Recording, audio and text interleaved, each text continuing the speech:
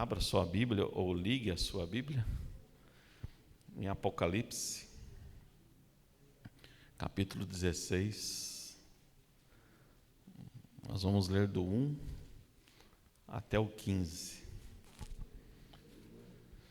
É uma mensagem que raramente eu ouço, mas desde antes de eu saber que ia pregar hoje, já estava fervendo no meu coração. E eu sei que Deus quer falar com alguns de nós, ou todos nós. Mas amém. Apocalipse, capítulo 16, versículo 1.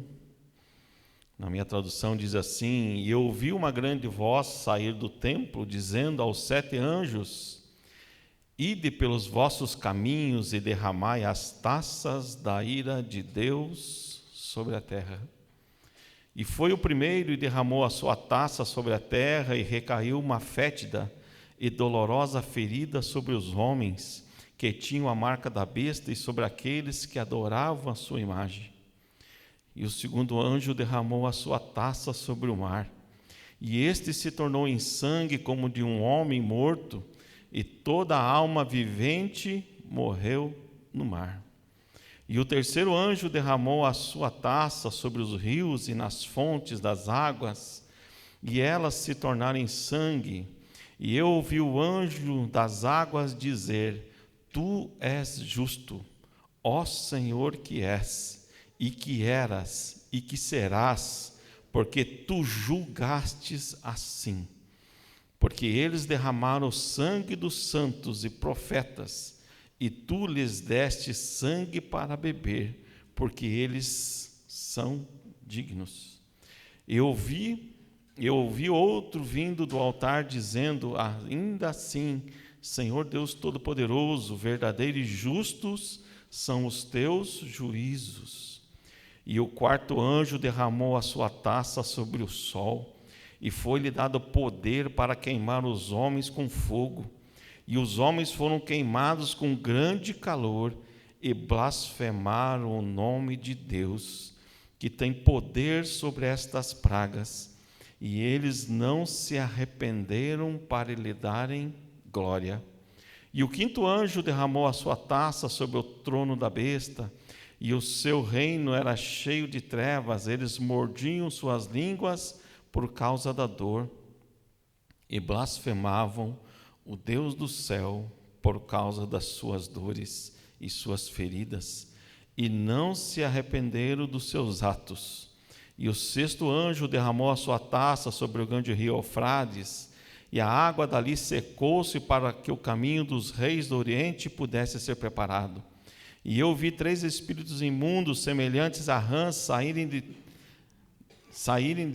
da boca do dragão, e da boca da besta, e da boca do falso profeta, porque eles são espíritos de demônios operando milagres, os quais vão ao encontro dos reis da terra e de todo o mundo para reuni-los para a batalha do grande dia do Deus poderoso. 15. Eis que venho como ladrão. Abençoado é aquele que vigia e guarda as suas vestes, para que não ande nu e eles vejam a sua vergonha. Amém? Amém? Difícil dizer amém depois de uma leitura dessa, né? Pode sentar, querido.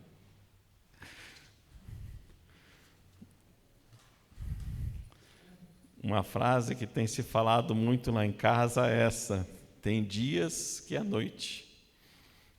Ou seja, está complicada a situação.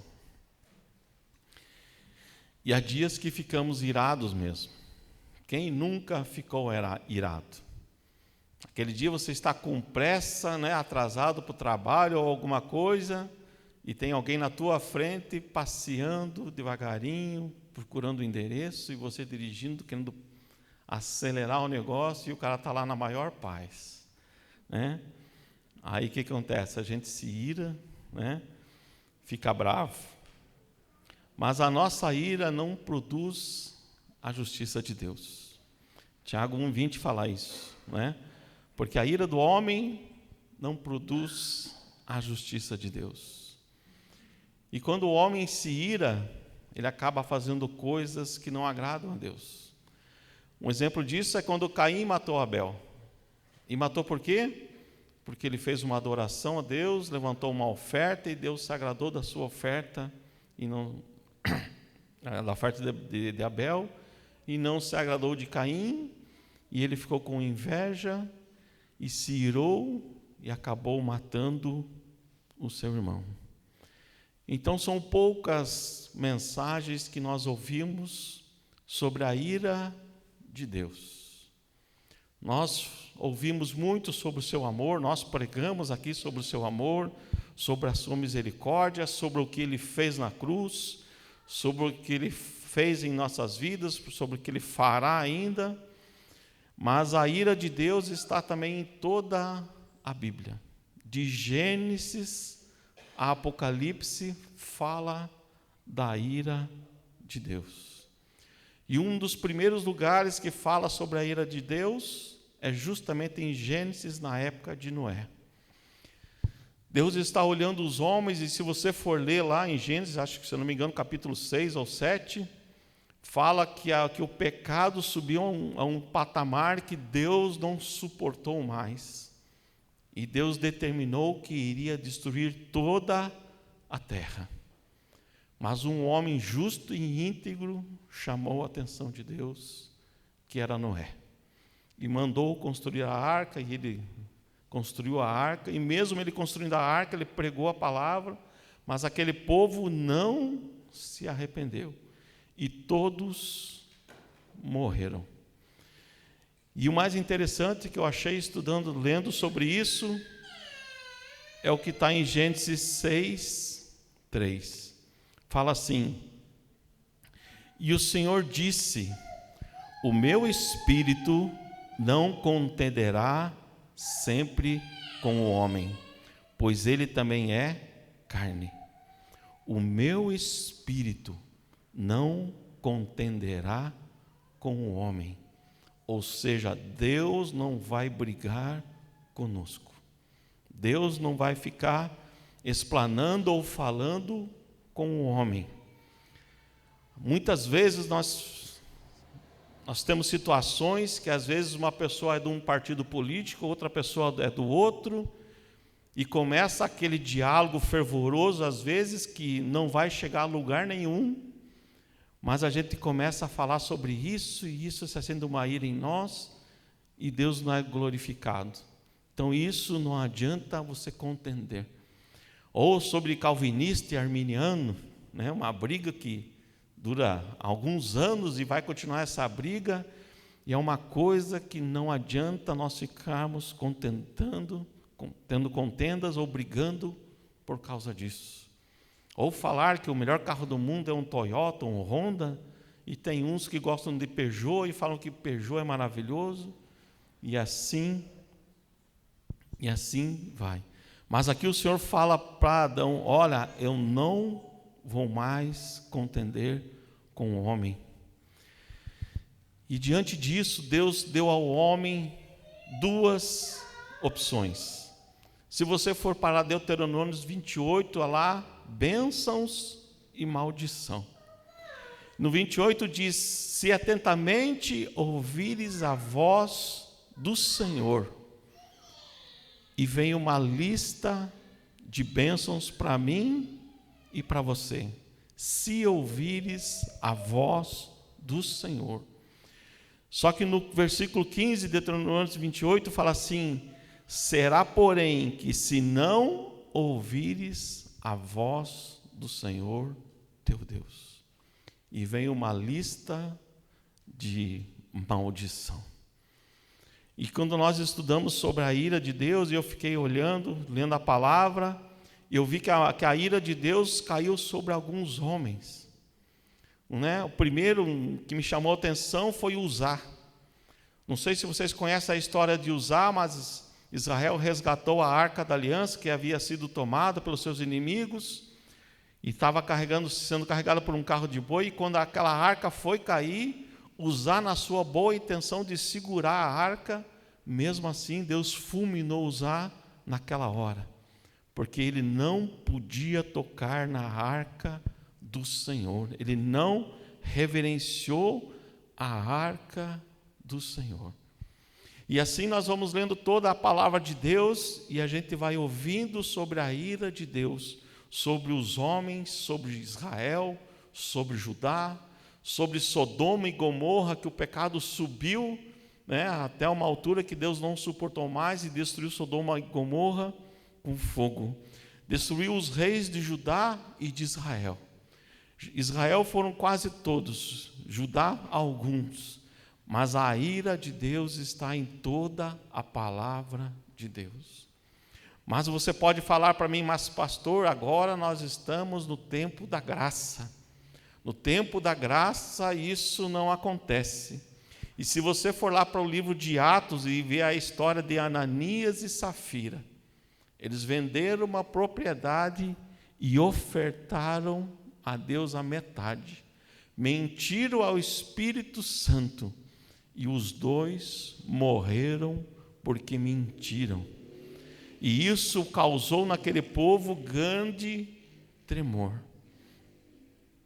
No Salmo 75:8 fala assim: porque na mão do Senhor há um cálice cujo vinho espuma, cheio de mistura, dele dá a beber, sorve-no até as escórias, todos os ímpios da terra. Deus é amor, mas Ele tem poder e autoridade para mandar-nos nós para o inferno. Nós não somos merecedores de nada, mas se Deus quisesse, Ele podia mandar todos nós para o inferno, porque somos pecadores.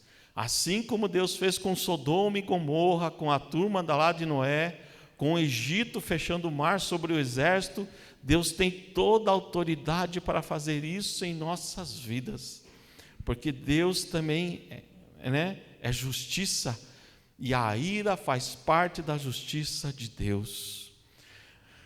Mas como eu disse, a Bíblia diz que Deus é misericordioso, mas quando a misericórdia do Senhor passar, os seus gritos serão em vão.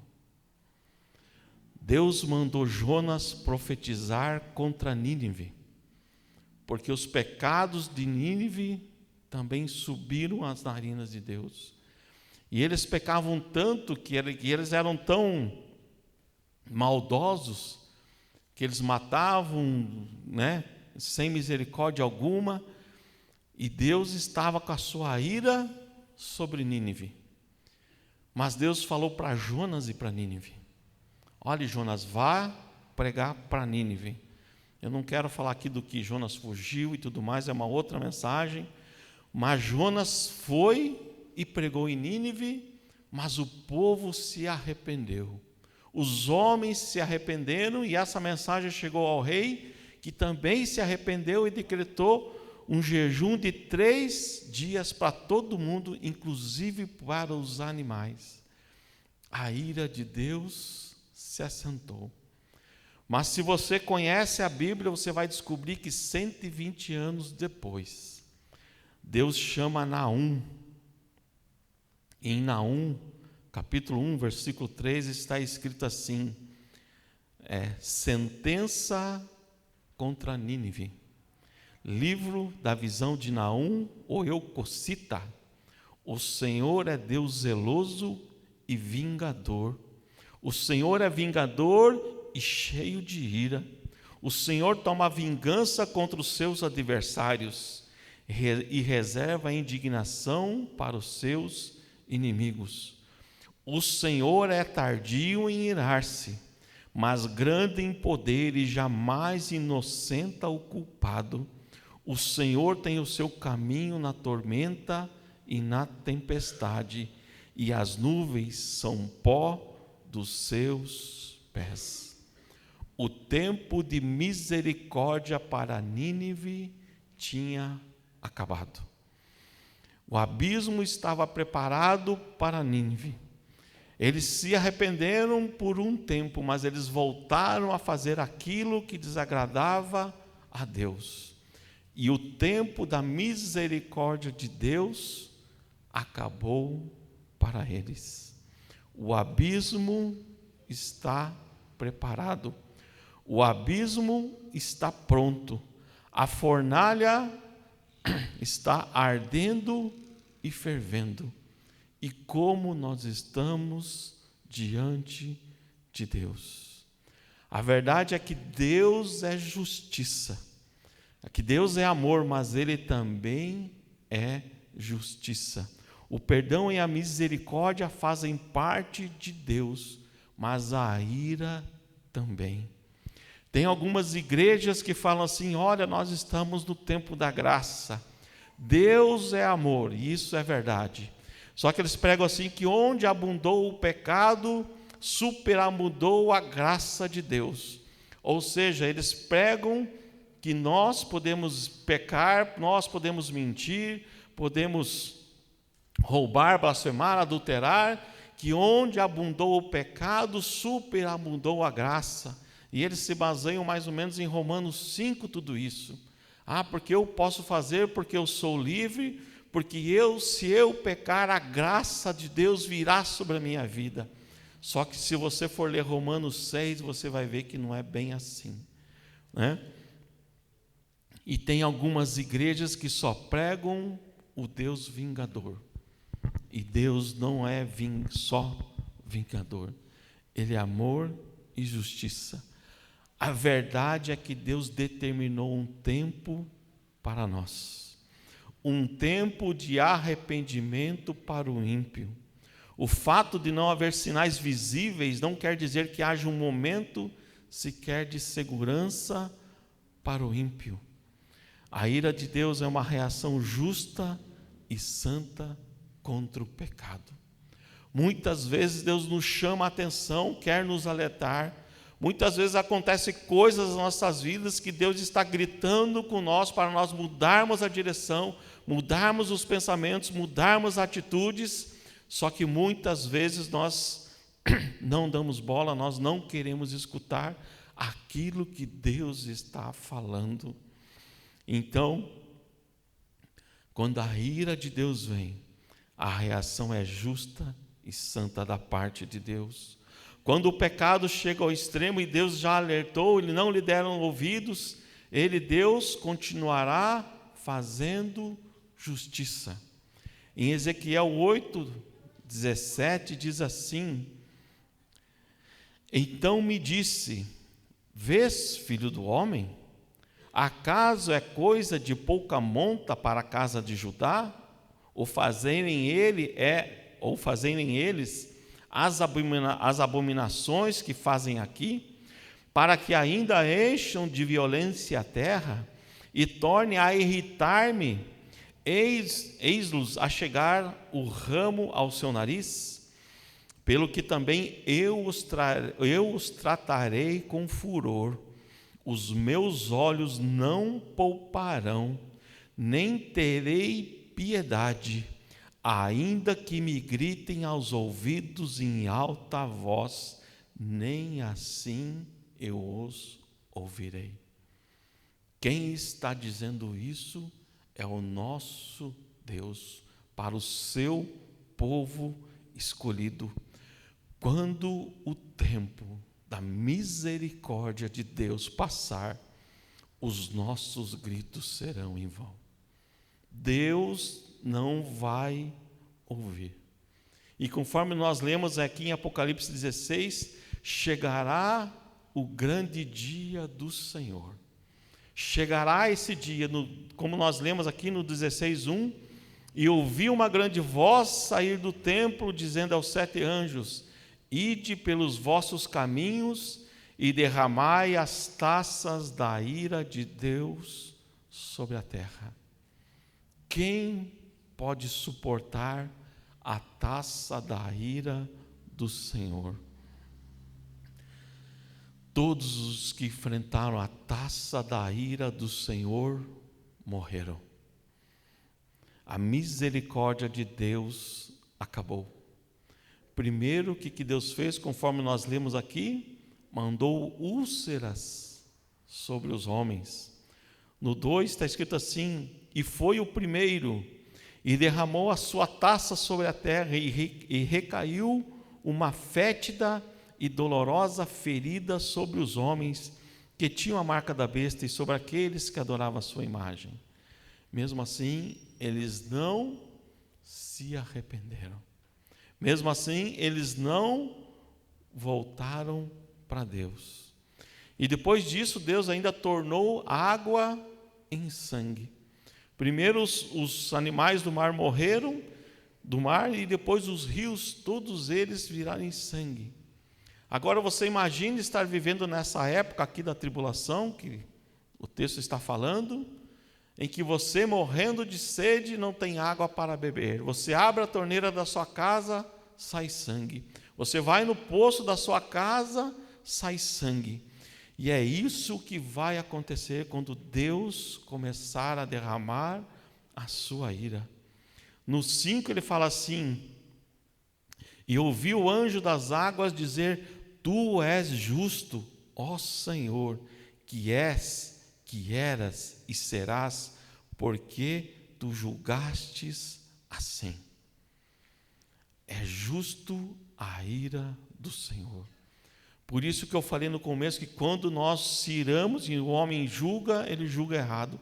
Mas quando Deus julga e quando Deus mostra a sua ira, Ele está sendo um Deus justo.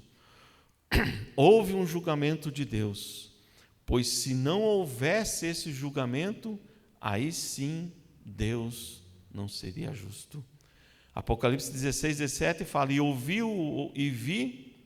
eu ouvi outro vindo do altar dizendo assim: Senhor Deus Todo-Poderoso e verdadeiros e justos são os teus juízos.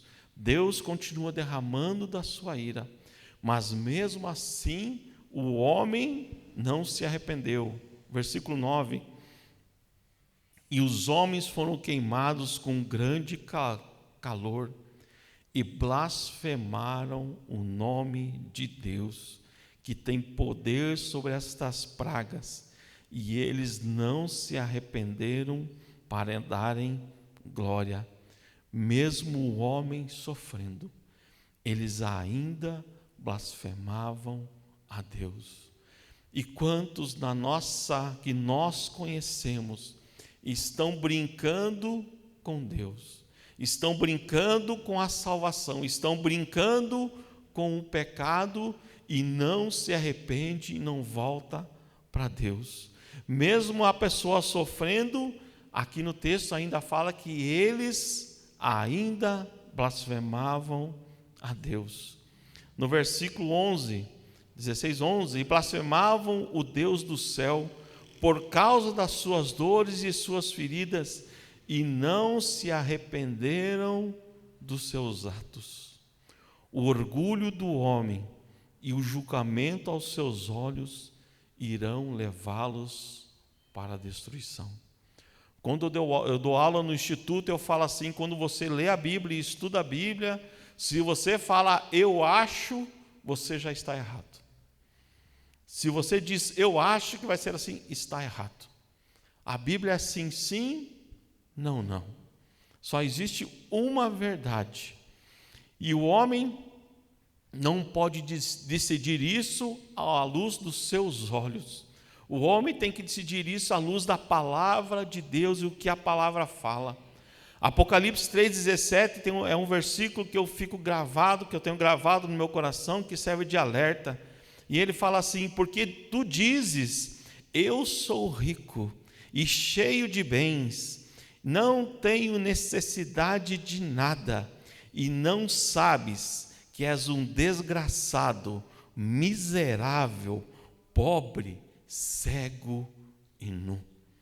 Quem está falando isso é o Senhor Jesus Cristo. E tem muita gente que se acha tanto que não dá nem para brincar de esconde-esconde, que a pessoa se acha, mas o nariz fica empinado e ele quer determinar como vai ser a sua vida após a morte. Mas a verdade é o que está escrito na palavra de Deus. Só existem dois caminhos: ou nós aceitamos Jesus e recebemos e o amamos, ou nós vamos parar no inferno. Assim como eu disse, as chamas já estão ardendo. O inferno foi preparado para o diabo e seus demônios, não para nós.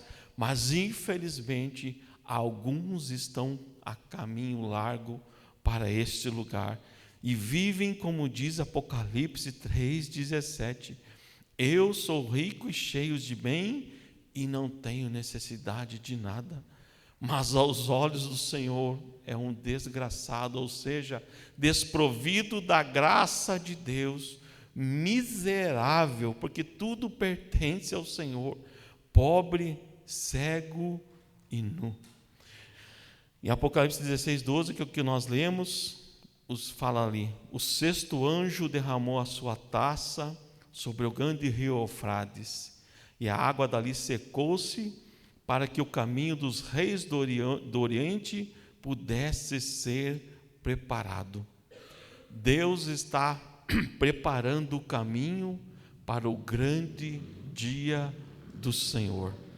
O grande dia do Senhor virá.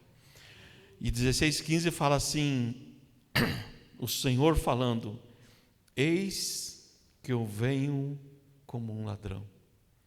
Abençoado é aquele que vigia e guarda suas vestes, para que não ande nu e eles vejam a sua vergonha. No pior dia de Jesus Cristo, no pior dia que ele passou da sua vida aqui na terra, ele estava orando e começou a escorrer gotas de sangue. Mas naquele dia que era o pior dia da sua vida, ele curou um homem que perdeu a orelha. Ele curou e restabeleceu a orelha de Malco. Lá naquela cruz, Jesus falou assim: Pai, perdoa, porque eles não sabem o que fazem. Então, o que Jesus fez no pior dia da sua vida? Ele orou, ele curou, ele perdoou e ele amou. Um gesto de amor não é você receber um buquê de rosas. O maior gesto de amor não é alguém pagar um almoço, um jantar no restaurante mais caro da nossa cidade. O gesto de amor não é você ganhar uma casa, um presente, ou fazer um coraçãozinho assim, dizendo eu te amo.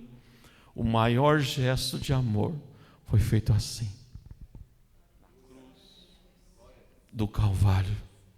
O maior gesto de amor, porque Deus amou tanto o mundo, que Ele deu o seu Filho unigênito, para que todo que nele crê não pereça, mas tenha a vida eterna.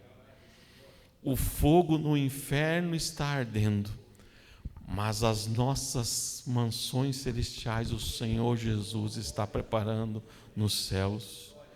E eu quero perguntar: de que lado que você está? O que você está experimentando? Nós temos que temer a Deus e tremer de medo, sim. Temos que ter as duas coisas. Mateus 10:28 fala assim: e não temais os que matam o corpo, mas não podem matar a alma. Temei aquele que pode destruir tanto a alma como o corpo no inferno. Se Jesus voltasse hoje, voltasse agora, para onde nós iríamos? Para onde que você iria, meu irmão? Será que nós estamos experimentando a taça da ira de Deus e Deus está nos alertando a nossa vida? Será que o tempo da misericórdia de Deus ainda está para nós? Ainda temos tempo dessa misericórdia de Deus? Ou será que a misericórdia de Deus está acabando para alguns de nós? Deus é amor.